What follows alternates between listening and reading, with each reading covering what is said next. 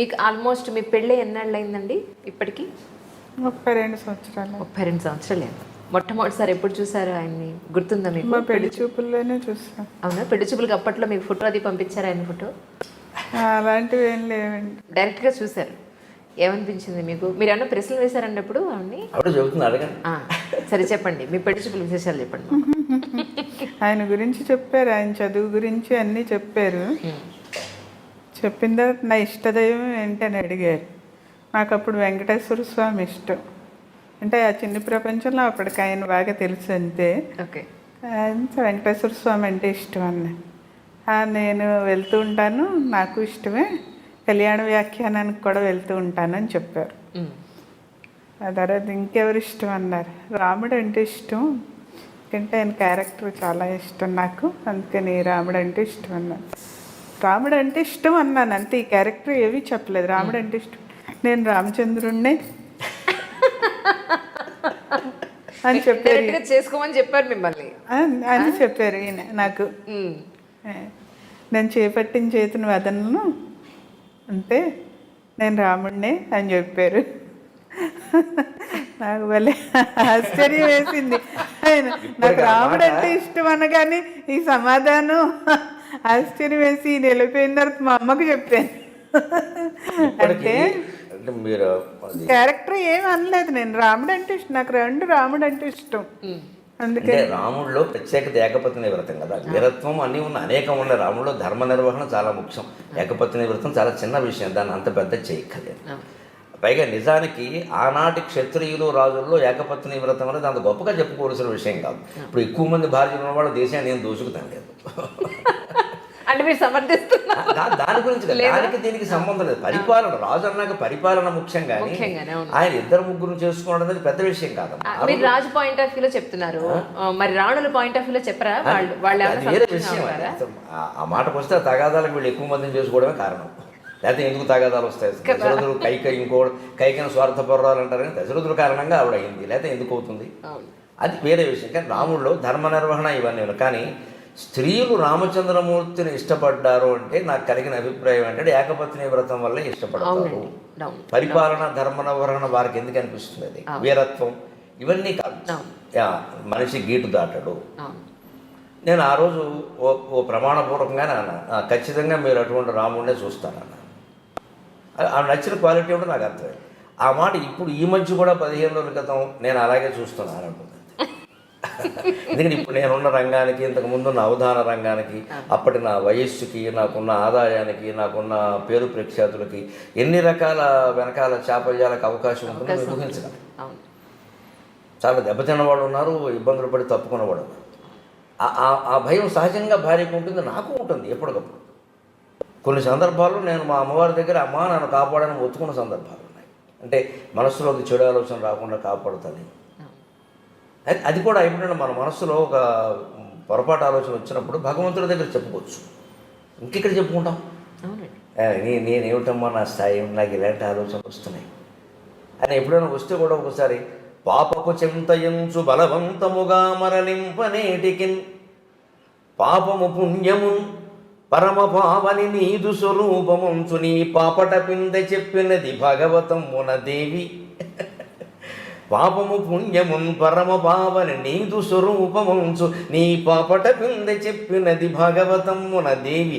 ఈపయన్ చీపురు తోడ చిమ్మెదను చింతను చింతను గూర్చి చింతను. ఇలాంటి పద్యాలు తన్నుకుంటూ వచ్చాయంటే కారణం అది. అయితే నాకు గొప్ప నమ్మకం అమ్మవారి మీద, భగవంతుడి మీద. ఎందుకంటే ఈ పద్యం ఇలా చెప్పి నా మనస్సులో భావం అక్కడ కక్కగానే ఆ భావం దూరం అయిపోయింది. అంత గొప్పతనం ఉంది కలుగుతాం. భారం తీరిపోతుంది. చెప్పేశాం, ఆవిడ చూసుకుంది. అలాగే మనిషి తప్పుడోడు వేయకుండా, దిగజారిపోకుండా, ఇంత డబ్బు రాని ఏమి రాని, దాని మీద కాంక్ష లేకుండా, మాకు ఏమీ లోట్లేదు, భగవంతుడి దయవల్ల శుభ్రంగా ఉన్నా. పొలం ఉంది, ఇల్లు ఉంది, స్థలం ఉంది, డబ్బులు ఉన్నాయి, ఆవిడ బంగారం చూస్తున్నారుగా ఉంది, ఏమి లోట్లేదు. కానీ దాని మీద వ్యామోహం. ఇప్పుడన్నా అమ్మ నువ్వే దిక్కు లేదా భగవంతుడు నువ్వే దిక్కు అనే ఒక శరణాగతికి వచ్చిన సందర్భం కానీ, భగవంతుడు ఉన్నాడు అని అనిపించిన సందర్భం కానీ అనిపించిందండి? ఉన్నాడని ఎప్పుడు మొదటి నుంచి ఉందిగా నమ్మకం, దానికి ఉంది. కానీ నువ్వే దిక్కు, నువ్వు తప్పితే నన్ను ఎవరూ కాపాడలేరు అని 3-4 సందర్భాలు ఉన్నాయి. అన్నీ మనం బయటికి చెప్పగలిగినవి కాదు. కుటుంబ పరంగా ఉండొచ్చు, బయట సామాజికంగా ఉండొచ్చు. ముఖ్యంగా ఉద్యోగపరంగా నేను ఎదుర్కొన్న ఇబ్బందులు ఎక్కువ ఉన్నాయి. ఉద్యోగాలు తరచు మారాల్సి వచ్చింది. ఇక దోషం వారిదా నాదా ఆ చర్చ ఇప్పుడు అనవసరం. ఆ మార్పులో చాలా కంగారుగా ఉండేది. ఎప్పుడు పాపం తను సహకరిస్తూనే వచ్చింది, కానీ నాకు కంగారు ఉంటుంది కదా. అలాగే ఏదో పౌరుషానికి పోయి సొంతంగా కాలేజీ పెట్టాను, 2 ఎకరాలు. అటువంటిప్పుడు మరి ఎవరండి శరణం? ఎకరాలు ఎవరు కొంటారు? ఏదైనా కానీ నీ కనుపాపలు నమ్ముకున్నాను అని ఆ పద్యాలు చెప్పుకునే ఉన్నాను. ఒక సందర్భంలో బాగుందమ్మా సహస్రావధానం చేసినా కూడా నాకు సరైన డబ్బు రాలి. ఎందుకంటే ఎవరిని అనవలసిన పని లేదు, వసూలైందే అంత. వాళ్ళు ఏం చేస్తారు? ఆ అవధానం చేయించడమే చాలా గొప్ప విషయం. కాకినాడలో ఐడియల్ కాలేజీ లెక్చరర్లు చందాలు వేసుకుని చందాలు వసూలు చేసి జరిపించారు. అంతకంటే ఎక్కడ చేస్తారు? వారు నాకు చాలా మహోపకారం చేశారు. నేను సాహసం చేసింది నేనైనా వాళ్ళు నడిపించాలి కదా, మరి కార్యక్రమం నడిపించాలి. డబ్బు అనుకున్నది రాలేదు, అది అనుకున్నది తక్కువే, అది రాలేదు. కానీ అప్పుడు కూడా నేను సరస్వతీదేవి దగ్గర నిలబడి ఏం చేస్తే ఏం ఉపయోగమా? ఈ స్థాయిన్ బొడగంటినంటని మహాసంతోషమున్ పొందితన్ గేయంబున్నను గాయములు తొలగునే గీర్వాణి సంపన్నతా స్థాయిన్ నాకు అనుగ్రహించి జనని సంసారమున్ బ్రోవవే. ఇక అన్నీ ఉన్నాయి కానీ అంటే కావలసినంత డబ్బు లేదమ్మా. ఉండకపోతే మరీ పేదవాళ్ళమేం కదా, ఆ పేదరికం మాకు ఎప్పుడు తెలియదు. మా నాన్నగారి నుంచి వారసత్వంగా వచ్చిన పొలం ఉంది, ఆ ఇబ్బంది లేదు. కానీ అధైర్యం ఉంటుంది మనసులో. ఈ పొలం 2 ఎకరాలే కదా, ఇది మిగులుతుందా? పిల్లలు పెద్దవాళ్ళు అవుతున్నారు, సరిపోతుందా? ఈ వేళ ఉన్న ఫీజుల్లో 2 ఎకరాలు ఏమిటమ్మా ఈ వేళ? అంతే కదా. ఈ భయం నేను ఒక 40 ఏళ్ల వయసులో నాకు ఈ భయం ఉంటే ఆశ్చర్యం లేదు. నేను సరస్వతీదేవి దగ్గర మొత్తుకున్నాను. సంపన్నతా స్థాయిని నాకు అనుగ్రహించి జననీకి సంసారమును బ్రవవే. సంసారం గడవడానికి అడుగుతున్నానమ్మా, నేను కోట్లమ్మని నేను అడగడం లేదు. మరి డబ్బు ఆ మాత్రం ఉండాలి. ఆశ్చర్యం ఏంటంటే ఆ పద్యం ప్రభావం, మన చిత్తశుద్ధి ప్రభావం, అమ్మవారి అనుగ్రహం ఏమిటో మనకు తెలియదు. కానీ ఆ పద్యం నేను 97లో 98లో రాశాను నేను సరస్వతీదేవి. ఈ రోజుకి మళ్ళీ ఎదురు చూసే పని లేదు డబ్బు విషయం. ఇప్పుడు మనమే ఇచ్చే స్థితిలో అంతే. నేను అందుకే ఆవిడ లక్ష్మీపాదం అంటాను. నేను పిల్లలకి అదే చెబుతాను, ఒరే అమ్మది లక్ష్మీపాదం రా అంటాను. అన్నంలో నా స్వార్థం ఏంటంటే అమ్మని జాగ్రత్తగా చూసుకుంటాను, కాస్త కలిసి వస్తుంది ఆయన. అమ్మది లక్ష్మీపాదం రా, అమ్మ ఎక్కడ ఉంటే అక్కడ డబ్బు కురుస్తుందిరా అంటాను. మీరు అలా చూడకపోయినా చెప్పకపోయినా చూసుకుంటా ఉంటారు మా అబ్బాయి, కానీ నేను చెప్తూ ఉంటాను సరదా. అది వెనకాలండి ఒక యోగం ఏమిటంటే భార్యకి అనుభవించే యోగం లేకపోతే భర్తకు కూడా రాదండి. అంటే ఆవిడ సొంతంగా ఉద్యోగం చేస్తే అది వేరే విషయం. నా సంపాదన మీద ఆవిడ ఆధారపడిన పరిస్థితిలో ఆవిడ జాతకం కూడా మంచిది ఏంటి, నాతో పాటు ఉండి అని అనుభవించే యోగం ఉంటే నాకెవడన్నా 10 రూపాయలు ఇస్తాను, లేకపోతే నాకు ఇవ్వడు. నేను ఇస్తే ఆవిడకి కదా ఇచ్చేది. అంటే ఆవిడ యోగం మంచిది. అలాగా కలిసి వచ్చింది అంతే పరిస్థితి. అలా అంటే ఎప్పటికప్పుడు ఆ దుఃఖాన్ని భగవంతుడితో చిత్తశుద్ధిగా చెప్పుకోవడం వల్ల, పైగా అంతకుమించి నాకు వద్దనడం వల్ల, నాకు కాలేజీ కోల్పోయినప్పుడు కూడా నేను 4 లక్షలు పోయాయమ్మా, 2 లక్షలు 4 లక్షలు పోయాయి. 4 లక్షలు ఎక్కువ వద్దని చెప్పాను. ఎక్కువ వస్తే మళ్ళీ ఏదో చేస్తాం. ఆవిడ ఎప్పుడు ఎక్కువ ఇచ్చింది, అది వేరే విషయం. కానీ ఏమీ చేయాలనే దురాలోచన మనకు రాలేదు. ఆ సంతృప్తి ఎప్పటికి కాదు. ఈ మధ్యకాలంలో అవధానంలో తగ్గాయి అంటారండి? బాగా తగ్గాయి. నా మటుకు నేను ఇప్పుడు ఈ క్షణానికి అవధానం చేసి 10 నెలలు అయింది, సుమారుగా ఏడాది. బాగా తగ్గాయి. అంటే అవధానాల మోజు కొనసాగినప్పుడు 95 నుంచి 2005 వరకు అది కొనసాగింది.